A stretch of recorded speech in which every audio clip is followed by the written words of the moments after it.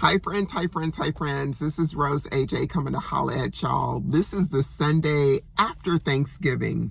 How was everybody's Thanksgiving? Did y'all do the darn thing? Enjoy your family, your friends, the food, the festivities, all that good stuff? Well, I hope that you had an exceptional Thanksgiving and that everybody's still feeling uplifted and good to go for the holiday season, because that was like the kickoff, right? Well, actually, I would think maybe, how do you say, Halloween was probably the kickoff for some people. So, folks, this is what I want to say. I want you to be kind to yourself. Some of us went into Thanksgiving preparation, preparing for Thanksgiving to be around family, friends, all this food. We went into it being very intentional about what we were going to have as far as what we were going to eat, what we were going to sample, or what we were going to abstain from. So this is what I want to say. The tendency to be strong and to go into these settings and festivities and holidays, the tendency is to be strong, like, I got this, yada, yada, yada. We can do this. I won't be pressured by food pushers. I won't feel the need to succumb because I am on this path. And then lo and behold, some of us fold, like we just fold at the sight of our favorite dessert or, at the sight of dressing or what have you. But I want you guys to be very gentle with yourselves and not beat yourselves up. It takes time. It takes being exposed to different situations, circumstances, and a lot of times, to be quite candid, when we're in the holidays, sometimes we just forget. We just forget our why. We forget why we are choosing to be on a low carb or ketogenic or carnivore lifestyle. Sometimes we forget. We get caught up in the festivities, we get caught up in the moment, or we just think that it's okay for today. Whatever your way of thinking or operating is, just know that it's actually okay. And that every time you go through a holiday season or every time you're exposed to a holiday party or a family gathering, you are equipped with the opportunity to try to implement what you need to implement during that particular time frame, right? It doesn't have to be what you did a year ago. You just continue to evolve and grow and learn from your personal experiences, right? So I don't know if you guys know that the holidays can be a hard time for some people, a really, really hard time. They might be grieving or they might not have loved ones to share their experiences with. And food is actually their way of having comfort and celebrating and enjoying the holidays. There's no shame, right? There's no shame. Whatever you need to do to survive or to enjoy the holidays, you do you, boo. But this is what happened to me. I began my journey on December 2nd, 2018. I began my journey and it was a hot mess from the Pacific Northwest trek. I'm going to just tell you guys straight up, okay? So I live in the Pacific Northwest, Tacoma, Washington. So that's why I say the Pacific Northwest, or PNW. But this is what I did. I started my new way of life thinking I had everything I needed to get started. I intended to go, to festivities, wherever I was hanging out or doing during the holidays. My full intention, the first couple of days, couple of weeks into my journey being ketogenic and eventually evolving into carnivore, my full intention really was, I'm going to not eat these foods. I'm not going to cook that. I'm not. But guess what? As soon as I was exposed to these foods, or as soon as my favorite dessert went past my face, I was all in. So what I had been practicing 10 and 14 days prior, I lost my natural black mind. Just to be candid with you guys, I lost it, okay? But that doesn't mean that I gave up. That just means I lost it for those 2, 3, 10 days, whatever it was. Then I went back to what I was trying to institute on a regular basis. So my history is that I'm a compulsive overeater. I'm a binge eater. I'm a volume eater, right? So throughout 4 or 5 years of trying to figure out what worked for me, I discovered that I am not able to turn off the faucet. I'm not able to turn off my eating once I have the first bite of a Snickers bar, of a pumpkin pie, a piece of pumpkin pie, pecan pie, ice cream, all these lovely things that I ate with abandon, right? So it took me several years to kind of figure out what worked for me and what wouldn't work for me. So I totally abstained, but that might not be for you. It might be a lot of trial and error before you figure it out. And then, like I said, sometimes family members or loved ones, it's triggering during the holidays, and we find solace in getting a plate of food and sitting and listening to people shoot the breeze or catch up and talk about everybody in the family. Whatever it is, just acknowledge it. Don't judge yourself. Give yourself space, the time, the patience, the space. Be loving to yourself. And just know that you're not a failure because you did something that you didn't plan on doing, right? It's a learning experience. Everything that we do in life is an actual learning experience. What works for one might not work for some, and what works for some might not work for one. So that means pay attention to what's going on inside of you. Are you angry? Are you happy? Are you sad? Are you celebrating? Are you feeling like you're overwhelmed? Are you tired? You know, kind of ask yourself those questions when you are eating foods that you haven't had for a couple of days, couple of weeks, couple of months, right? But it's never too late to begin again. And you can begin again as soon as your very next bite of food. All right. So guys, let me update you. So for Thanksgiving, okay, so I normally have a OMAD, just one meal a day. That's been my protocol for almost 5 years, one meal a day. It serves me well. But on Thanksgiving, I extended my eating window for a few hours. So my family, my daughter, my son-in-law, and my grandchildren, my granddaughters, La Nietas, came over to the house. They came over at 5.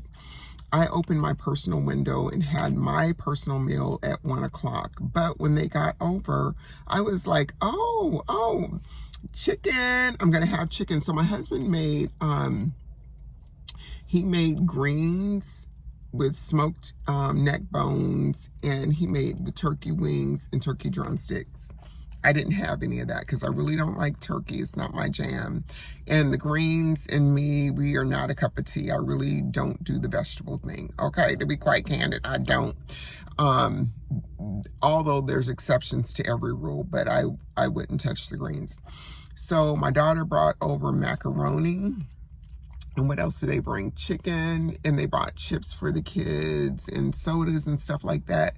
So I had my own food, right? Okay, you follow me, y'all? I had my own food. So this is what I had. I opened my personal window with cheese. Okay, see, this is one of the things. Cheese kind of lights me up, but it doesn't send me over the edge. I like cheese and eggs. I like cheese by itself. So cheese is a sometimey food for me. So I had cheese, I had my normal eggs, and I had beef hot dogs from Whole Foods. Oh my gosh, I love beef hot dogs. So that's what I opened my window up with at about 1 something, right? I had my pre-meal before their meal. And so I had my daughter bring me over some 4505 pork skins. So those are really, really clean pork skins, and they were sea salt. Those are my favorite kind. So she went by the thing to get those for me. So when they got over, I had my pork skins and I had chicken, okay? So this is what I'm saying, guys. As time goes on, life gets a little bit better. So that was my vicious circle of eating, and my window was extended by a few hours. No big deal. Friday came, And guess what? I was back to my 1 meal a day. Saturday came, back to 1 meal a day. Today I'm going to have 1 meal a day. So it's okay to take a break from what you're doing, but just get back to what you were doing, okay? Without judgment, without name calling, without all the drama. Let the mind drama go. I love the words mind drama, okay? So now look, I'm going to update you guys on my 42-day no coffee challenge. So today is number 7. And I had mentioned to you guys the first couple of days, I had headaches, like a low-grade headache, and I was just not as peppy. So guys, guess what? I went to do my normal workout this morning, and oh my gosh, my brain was like, let's do this, girl. I didn't feel sluggish. I felt on fire. I felt happy. This is 7 days in without coffee. So the first couple of days, including yesterday, I had, I would say, a little bit of depressive episodes, meaning that it was just like, girlfriend, just chill, just sit down somewhere. I had a few dark moments, but I didn't go to the coffee, right? So coffee for me is really a stimulant. It keeps me kind of hyped and happy, and it keeps those dark moments, dark clouds away.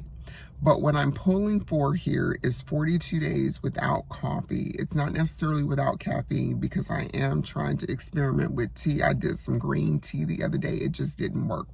But anyway, so I'm pulling through. And this is what I'm going to tell you guys. Whatever you are embarking on, you too can do it.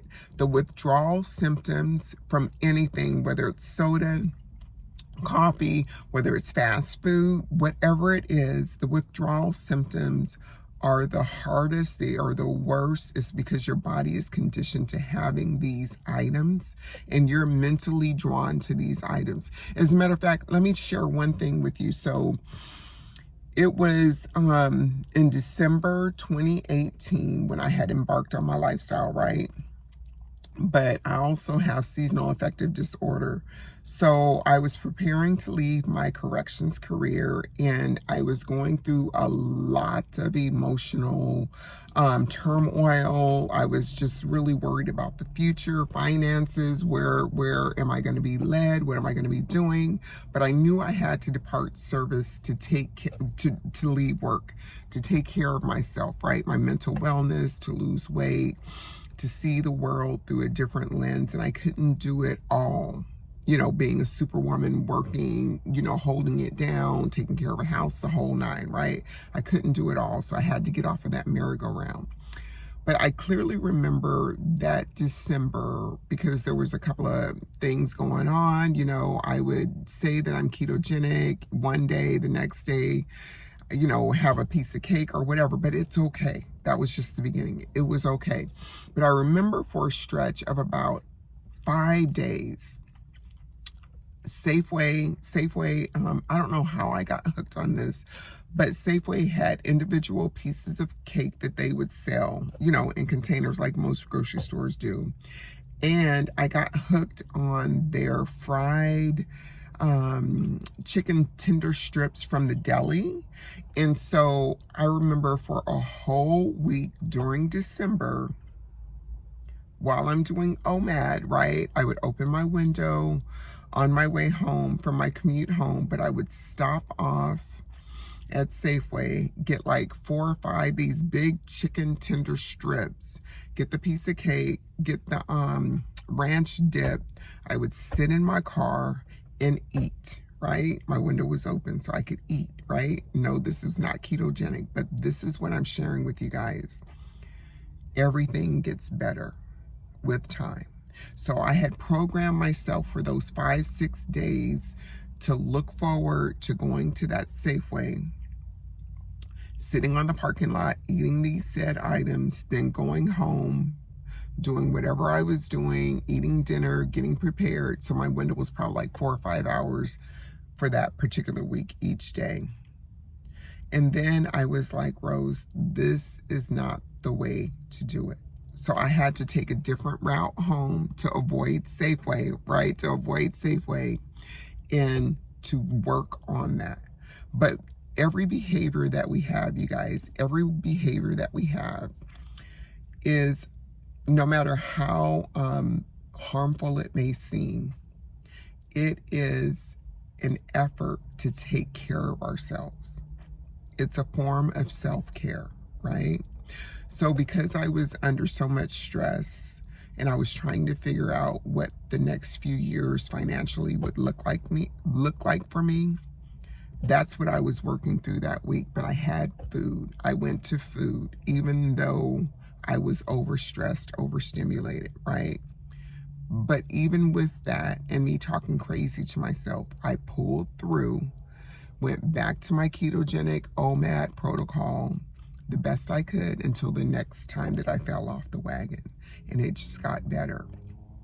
All right, guys, I'm going to leave you with that.